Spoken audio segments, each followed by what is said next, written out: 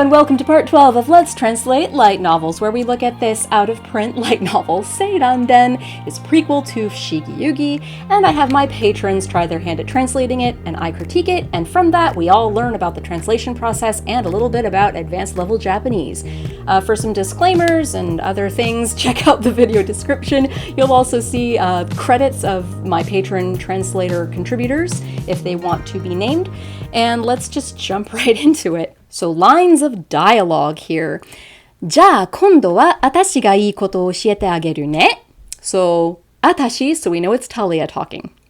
And then dialogue tag, タリアはふっと息をついた。これは女の子が10歳になった時に教えてもらえる話なのよ。しかも女の子だけにexclamation point.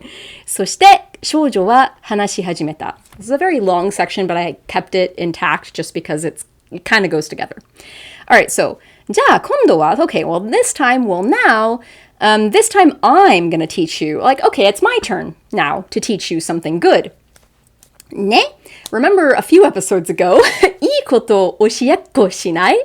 And this is a grammar rule that stumped a lot of the patrons. It means, hey, do you want to do a thing where like, you tell me something cool and then I tell you something cool? That's basically what 教えっこする is. She first prompted, and I suggested that Truth or Dare would be a good, like, modern-day equivalent of that. Like, hey, let's play Truth or Dare. Truth, Ayuru, you go first. Tell me what happened at that summoning ceremony. Okay, now it's my turn. Now I'll tell you a truth. I'll tell you a cool thing now. She caught her breath. She's like, okay, I'm going to start now. So this is a story. I'm about to tell you a story that girls are told when they turn 10. しかも, but what's more, hear this, and are you sitting down for this? 女の子だけに, so only girls are told this story. Only girls get to hear this. And then she began her story. All right, so patron A. All right, now it's my turn to tell you something neat. Talia huffed. This is a story told to heen girls when they turn 10. Boys don't get to hear it, so consider yourself lucky, she began her story. I like that extrapolation of, like, しかも女の子だけに. Boys don't get to hear it, so consider yourself lucky. So only girls get to hear it can be translated, can be expressed as boys don't get to hear it. You can do that. That's a thing you can do. Patron B. Okay, it's my turn to tell you something good. This is something girls get to learn when we turn 10. Only girls, though. Talia took a deep breath before continuing. Okay, so patron B basically combined both of those dialogue tags together, the futto iki o tsuita with hanashi hajimeta, and just stuck it all at the end. I prefer having the dialogue tag before then to break things up and to show that this is Talia speaking, because again, remember, if you're reading this in Japanese and you see the atashi pronoun, it's very clear that Talia is talking, but if you're reading English, it's not as clear necessarily that this is Talia talking. Sure, from context you can glean that, but if you're reading it for the first time, it can be a little confusing to not have dialogue tags earlier on in the dialogue. Patron C. Okay, now I'll tell you a secret. So italicized you works really well here. She said excitedly. So futto iki o tsuita, she said excitedly. I guess what this is doing here is like, she's excited when she's like, okay, now I'll tell you a secret. And then, it's like, I calm myself down a little bit because I was a little too excited. It's something girls learn when they turn 10. Only girls. しかも女の子だけに, just expressed as only girls in italics. I like that. It's a lot shorter, but it still does the exact trick. She took a quick breath and continued. So yeah, patron C is also combining both of these dialogue tags to the very end. The she said excitedly was a dialogue tag that was added, I guess for clarity, of like, this is Talia talking. And the she said excitedly to just show the tone of voice. 教えてあげるね. She's kind of excited. She's friendly. Chipper. I don't know if she's necessarily excited. It's more just like, okay, now I'm going to tell you a secret. So patron C also combined the taking a breath and beginning at the very end. Patron D. And there's a footnote right off the bat. Patron D is the patron of many footnotes. Incidentally, I don't really think I covered this much in my video where I talked about actually translating these professionally. But yeah, it is a good thing to leave notes. not usually as footnotes, but as comments. You use the comment feature in Word to leave notes to your editor. If you worded something a way that could be worded a different way, or if you wanted to just further explain your translation choice in something so that they wouldn't flag it as a mistranslation and stuff like that, or ask questions, or just note, hey, I added a dialogue tag here, that's totally not only acceptable but encouraged. So I'm not at all like making fun of or chastising Patron D for using footnotes. That's fine. All right, so, okay, my turn to teach now, said Talia. This is something girls are told when they turn 10. Only girls. She drew a deep breath and began to recite her story. So patrons B, C, and D combined those dialogue tags together at the end, but patrons C and D added like an additional dialogue tag to break up the speech and to show that it was Talia speaking. So the footnote is, just to stay consistent with the playing teacher framing I set up in the last section, something about sharing secrets would probably be a better choice overall, though. Yeah, so this patron was one of the ones who mistranslated, like almost all of them mistranslated oshiekko shinai. It's weird, it's hard grammar. The only patron who translated it correctly reached out to me and asked me for a clue. But anyway, yeah, this patron had framed it before as teach things. So they're just staying consistent with the translation choice they made before. Hey, I just want to add in here that you don't have to stick with a translation choice that you made in past episodes if you're a patron in this series. Like if you discover either through watching these videos or just thinking in your own head, I don't like the way I've been romanizing Talia's name. I'm going to change that. Or, I don't like the way I framed this term on like several pages ago. It works better, I've discovered now in hindsight, if I translate it this way. You can totally like retcon your old translations and just start translating things differently in future sections. And this is also true like professionally. When I was translating the light novel I translated a month ago, I was translating certain terms one way, and I was doing that at the beginning of the light novel, and I even put it in the glossary. But then like halfway through the light novel, I discovered, what, I think it'd be better if I would translate it this way. And I just went back and changed it all. You can totally do that, especially if you're still in the process of translating something, which we all are in this series. So don't feel like you have to stick with a bad choice or an incorrect choice, or just a choice that you, in hindsight, think, I should have gone with a different choice. You can totally change your mind and retcon your former translations. So this is Talia speaking. She's telling her story. この湖はね、主様がお出ましになるばかりじゃなくて、すごくロマンチックな伝説がある場所なんだって。ここにはね、セイランの真珠っていう貝があるの。10歳の少女はポッと頬を染めた。So Seiran, what's that? Title of book. Are you one of those people, by the way, like I do this, if like the title of the book or TV show or movie comes up ever in the dialogue, I'll always like under my breath, I'll whisper to whoever's with me, title. Or I'll just like internally in my head go, title. Like, yeah, they said the title. Anyway, yeah, Seiran is in reference to this title of this very story. It is the legend of Seiran. So what is Seiran? Look at the kanji. It's basically two different kanji for blue. Japanese has a lot of different words for blue, incidentally. A lot of different kanji for blue. And they all mean subtly different shades of blue.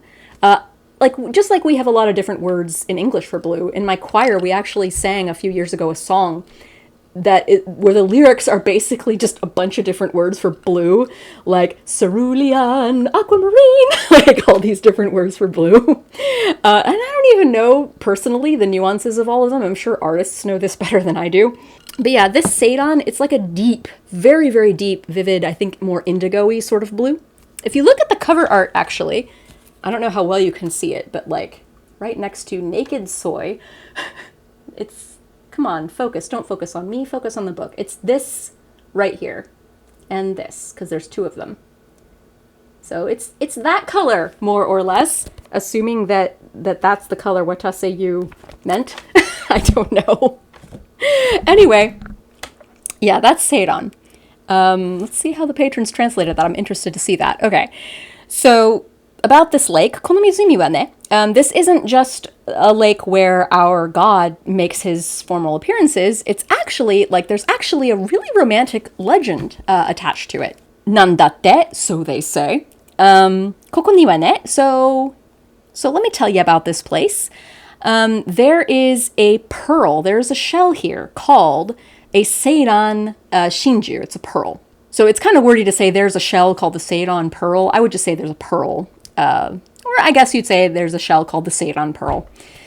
Now, kai, it can mean just a shell, but it can also mean a shellfish.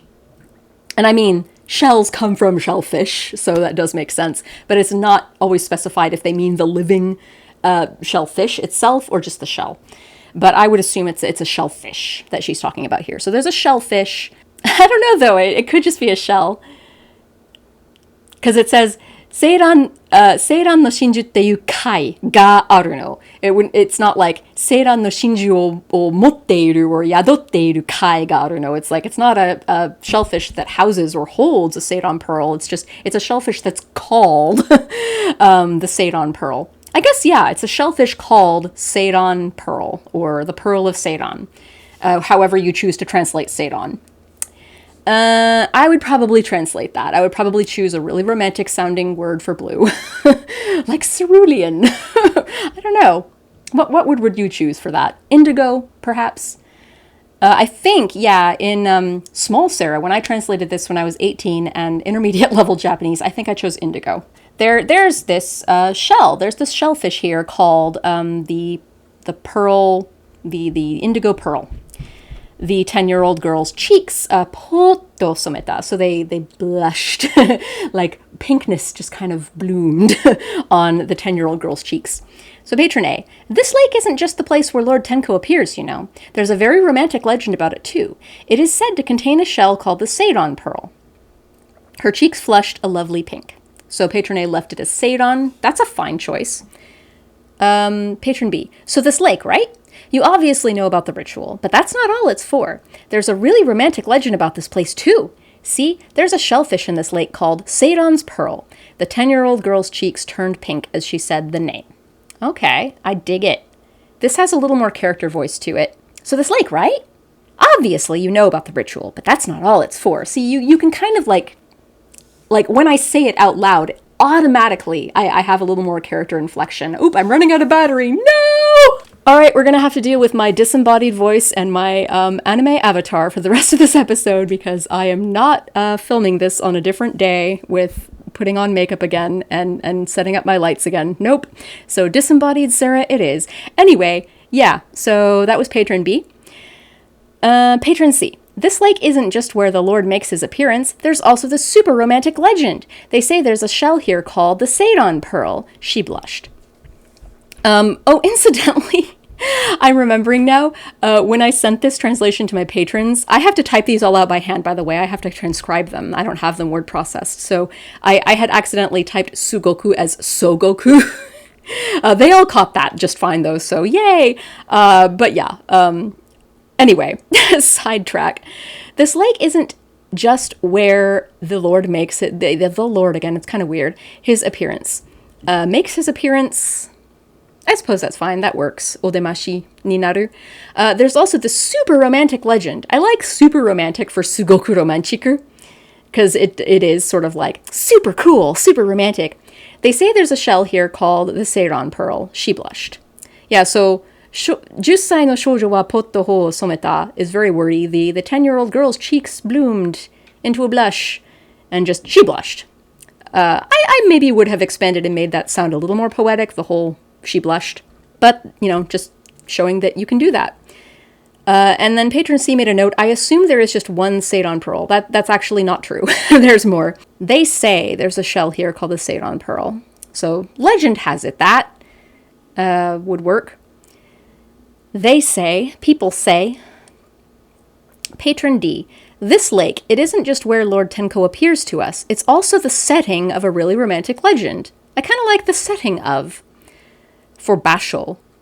It's where the cerulean shells. Okay, so, well, Patron D, this is pretty consistent with Patron D's MO. Patron D tends to translate everything into English and not leave anything in Japanese. So, cerulean shells. It's a pearl, though. They're specifically pearls. They're not shells. And if Patron D had read the rest of the book, which Patron D does not have access to the rest of the book, so this is totally not Patron D's fault, but it would have become clear later, to name it something different, and Patron D made a footnote to that effect. So, hey, look, it's the title of the book. Must be an important word.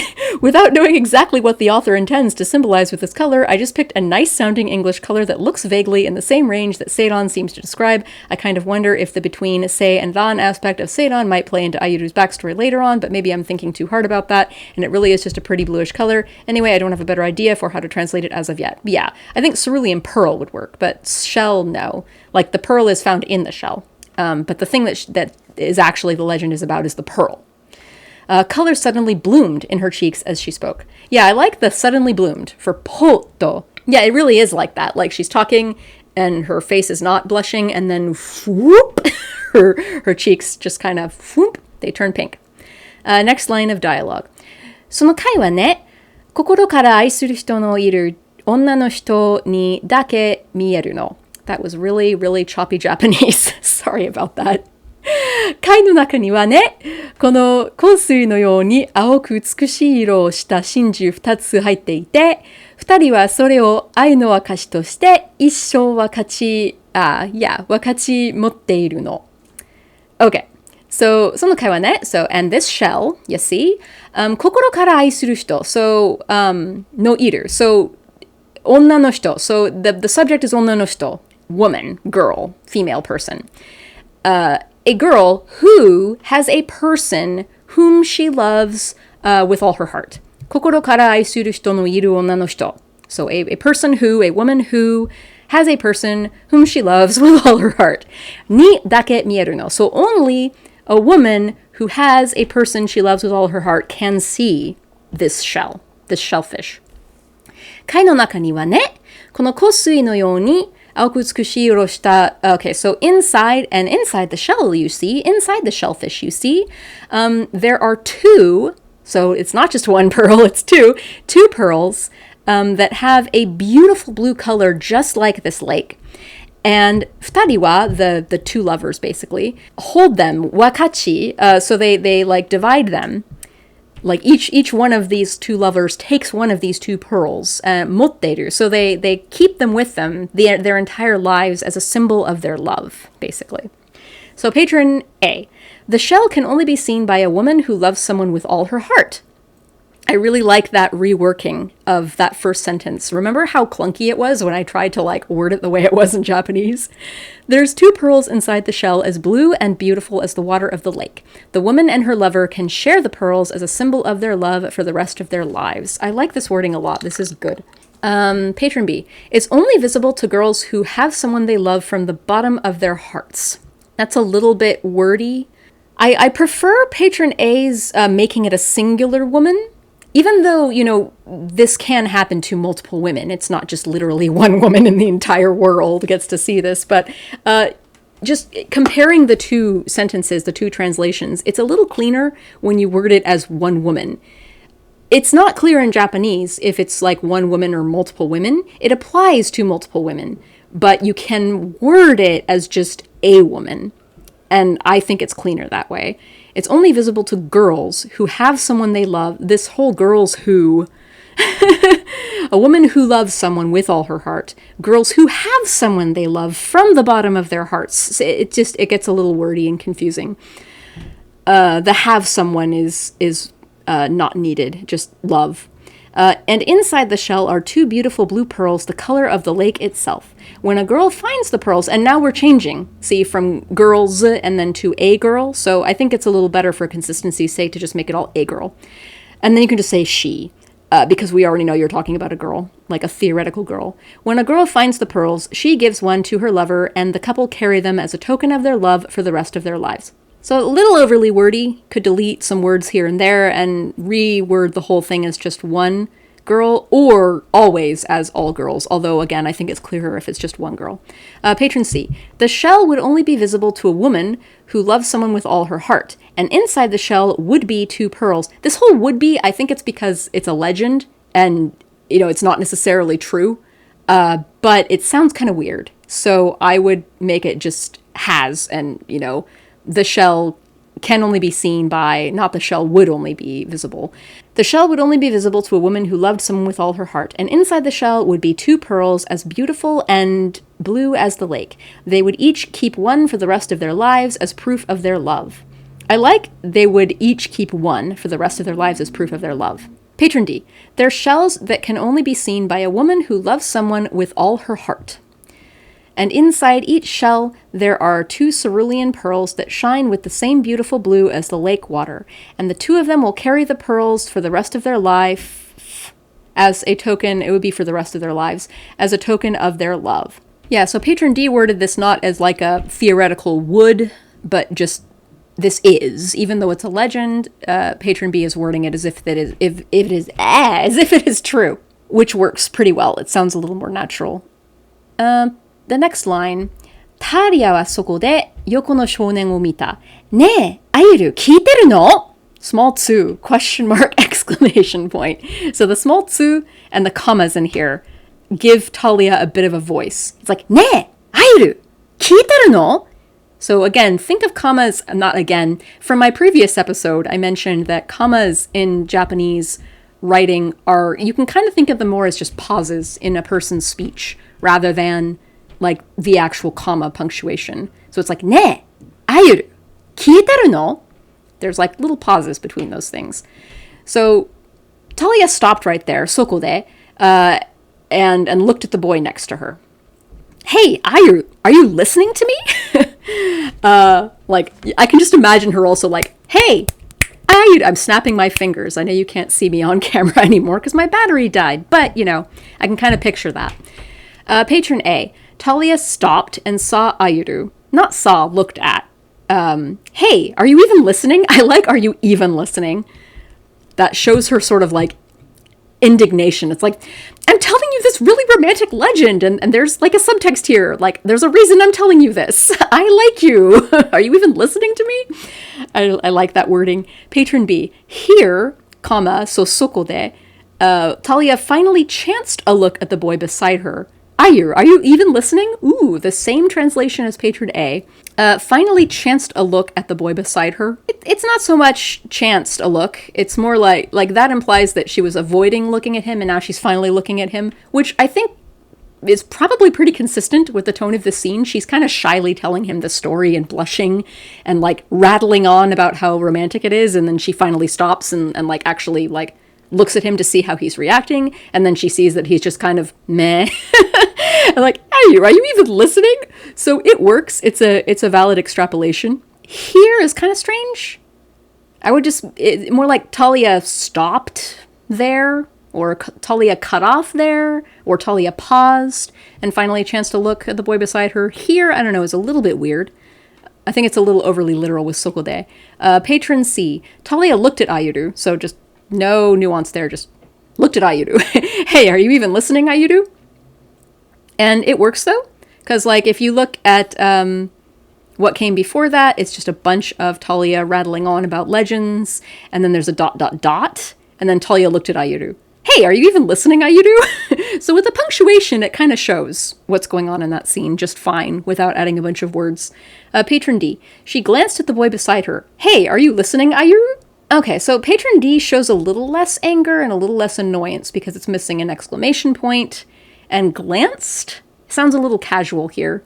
She's angry at this point. She's kind of indignant. The next line, dialogue. 聞いてるよ。少々上の Ooh, what a fun word to say. 少々上の空状態相手にタリアは少しばかり気分をそがれたようだった. Alright, so the dialogue. Huh? Oh yeah, I'm listening to you. Yo, it's like, I assure you, I am listening to you. So, 少々上の空状態. So, 空状態 is like in an empty state, a nil state. It's sort of like a blank stare, kind of. So he's kind of like, he's got his head in the clouds. He's just kind of like, duh, next to her. Aite is in reference to Ayuru. So Ayuru, whose head was in the clouds and just kind of going, duh. So in response to him acting that way, Talia looked just a little bit disappointed. Just a tad disappointed. 少しばかり気分をそがれていた. So, Patron A. Huh? Oh yeah, I am. Talia's enthusiasm was deflated by her slightly distracted audience of one. That's a really good wording there. I dig it. Enthusiasm was deflated. That's a good interpretation of kibun ga sogareta. Patron B.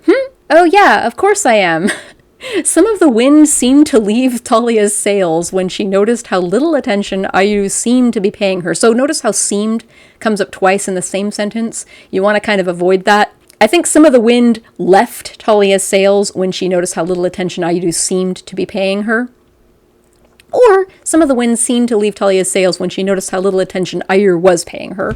I prefer the wind left her sails when Ayu seemed, because this is kind of from Talia's POV here. We're sort of in her mind at the moment. So it seemed that Ayu wasn't paying attention to her. And she knows that the wind left her sails because he's not paying attention to her. But I like the wind leaving her sails idiom for kibun wo sogareta. I also like deflated, kind of the same thing. Patron C. What? Yeah, I'm listening. His distracted expression slightly dampened her mood. So that's yet another good way of expressing kibun wo sogareta. Dampened her mood. And none of the seemed like stuff, which is fine. Again, Japanese tends to overuse the yo na or yo ni, seemed to be something or another. In English, we'd be more assertive. Patron D. Of course. Despite Ayur's rather vagrant response, Talia's spirits seemed scarcely dampened. So that's not quite right. I think the skoshi bakari was a little misunderstood here. Yeah, it's more just like seemed a little dampened, so it wouldn't be despite. And when you look at the next line of dialogue that comes right after this, it's clear that her spirits are not scarcely dampened. They're pretty dampened. They're just a tad bit dampened. And on to the next line, which is the final line for this episode. これだから男の子って。そう言うと、タリアはチャポンとまた小石を投げた。So, これだから男の子って。So, これだから is a very cliche turn of phrase. And then 男の子って。So, これだから noun て is a very cliche set phrase. It's like, boys. It's like scoffing, or like, this is why I hate boys, or this is why boys are so stupid, or never tell a boy anything romantic. It's that sort of like scoffing, like, you're just a boy, like, boys, like, this is the last time I tell a boy something romantic ever again. It's that kind of scoffing, the noun, and in this case the noun is otoko no ko, boys. So saying this, Talia threw another stone with a chapon, with a splash. So loudly threw another stone. So she's mad now. Patron A. You boys are always like this. She chucked a pebble again. Yeah, you boys are always like this works. Patron B. Ugh, you boys would never get it. She huffed and heaved another stone into the lake. That works too. Patron C. Ugh, that's why boys are so annoying, she exclaimed, picking up and throwing another pebble. It landed in the water with a kaplunk. That's pretty literal, chaponto, with a kaplunk, but I like it. It's cute, paints a picture. And then Patron B, I guess it's not really a boy thing, she said brightly. Yeah, Patron B is just misunderstanding Talia's tone here. She's angry. She said brightly, no she did not. She said angrily. She tossed another stone into the lake and it struck the water with a splash. That part's fine. And then Patron D had a footnote here. The grammar here is pretty fluffy and I'm not totally sure how to interpret it. Again, it's a very common cliche turn of phrase. But I think it's the gist of what she's saying is something like, the reason for your vacant response is being a boy. Sort of, yeah. That is kind of the gist of what she's saying, but she's very angry about it.